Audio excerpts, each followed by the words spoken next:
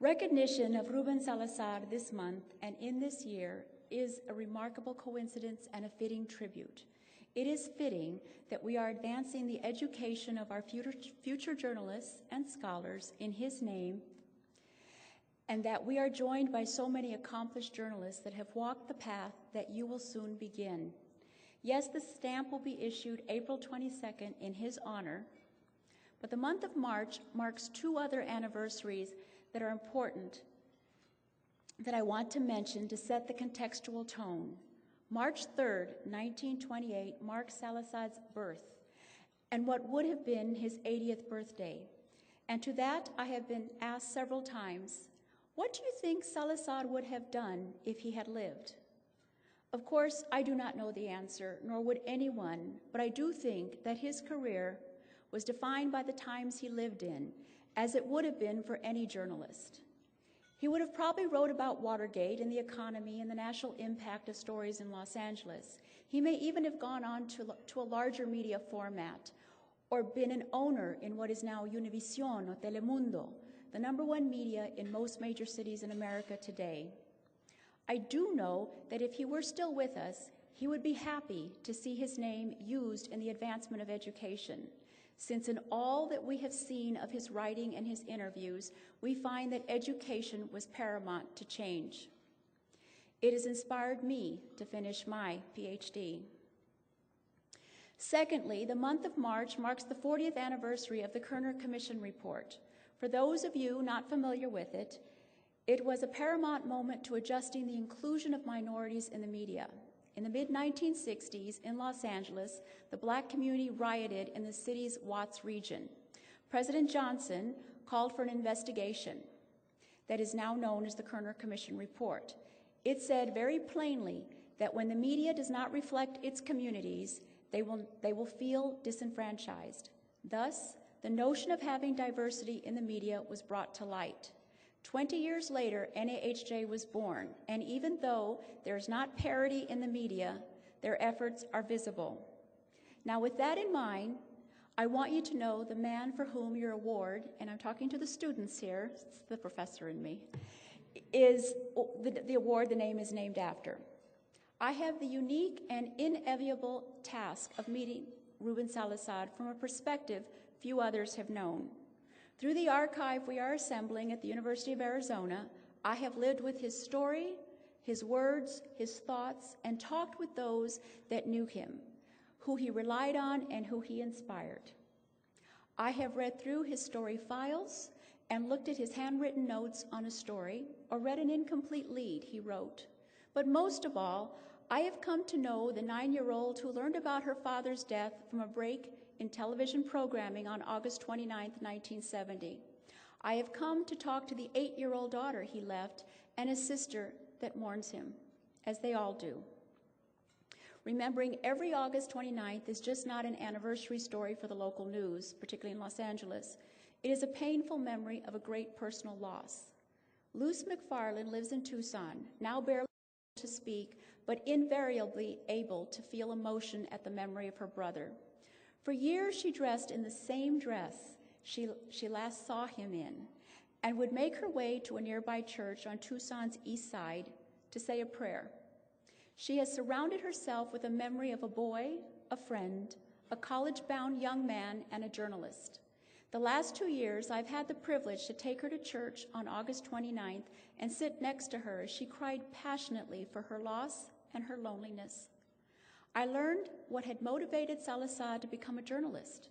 He had intended to be an editorial cartoonist, but while at Texas Western College, now known as the University of Texas El Paso, he wrote an editorial and found that the impact of his writing would far exceed the impact he would have as a cartoonist.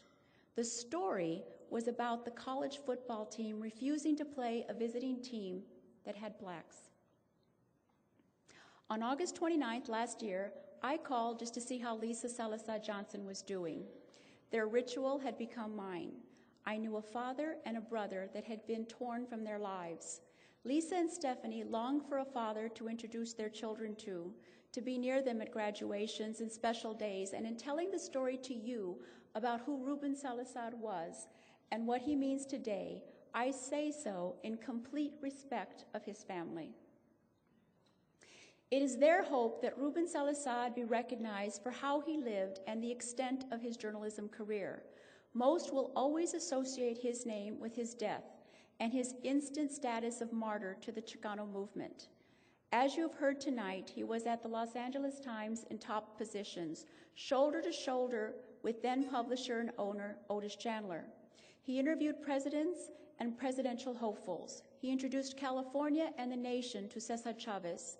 He talked with students about their protests and encouraged a nation to look to education as a key to their future.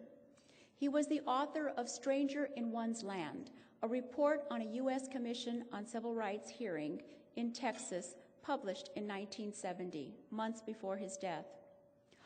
All this he accomplished in 15 years in his career as a journalist.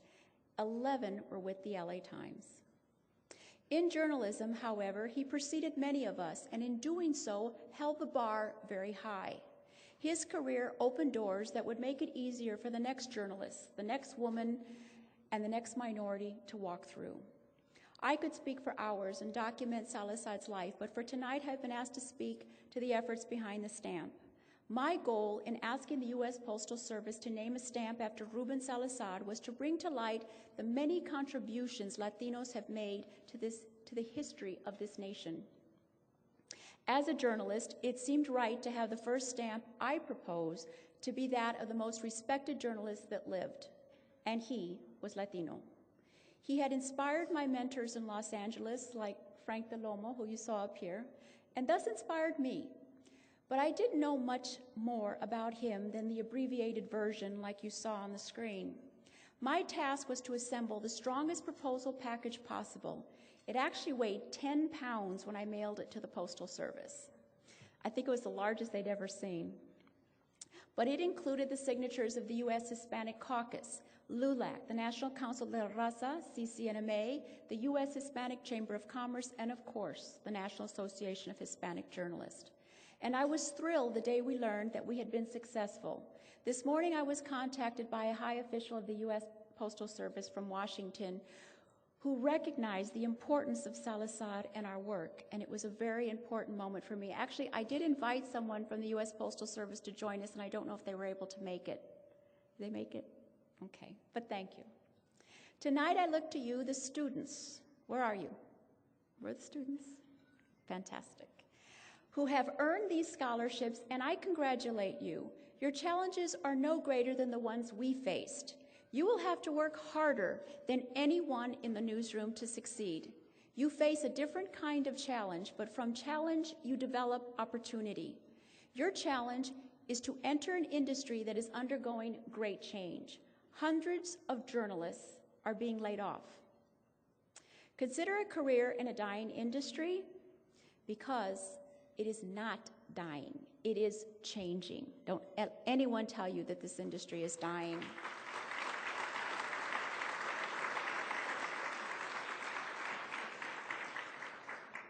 At the same time, you bring new skills to the industry that are needed. At the same time, our fight, los viejitos que están aquí todavía, ¿no? At the same time, our fight becomes yours. You join us in demanding the media include minorities. However, this time, we need media owners to reflect who we are.